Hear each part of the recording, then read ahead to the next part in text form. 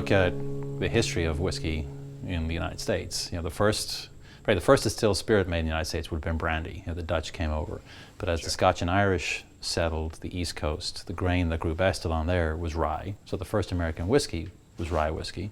They came over the Appalachian Mountains, settled this part of the country, and corn grows better, so corn whiskey became bourbon.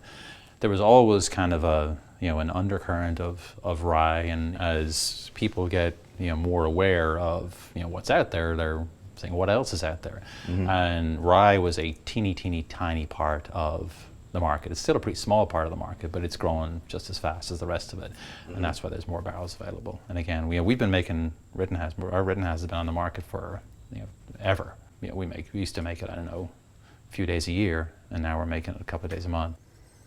I mean, right off the bat, you can tell the difference between this. There's those rye spices come flying out at you.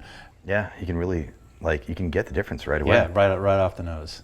So you can kind of see the progression from, the bourbon where the corn with a little bit of rye to a lot of rye with a little bit of corn. It's like 35% corn in this. So it's still got that kind of corn sweetness. It's still related to bourbon, but it's very, very different. It's got some really nice, earthy notes to it. I get some nice, cherry notes, fruity notes on the aroma as well.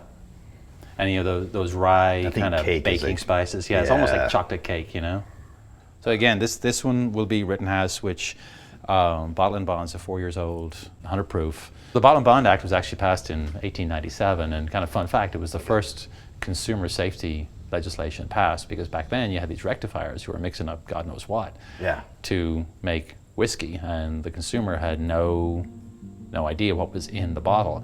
So Congress passed this consumer safety law, which, like I said, was the predated food safety laws by decades. There are something like, I think, 30 bonded whiskeys, available across the country, and we make 10 or 12 of them. Oh, wow. So we make more bottle and bond products than anybody else. We see the importance of that history and importance of bottle and bond whiskeys. I'll show you this menu here. This is a menu from the 1940s.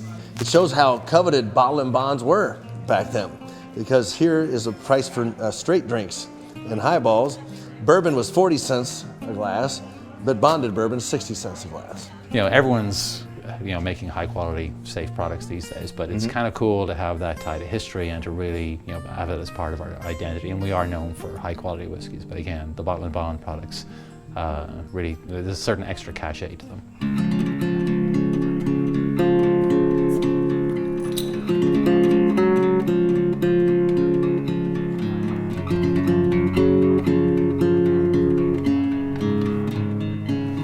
Beautiful dark color.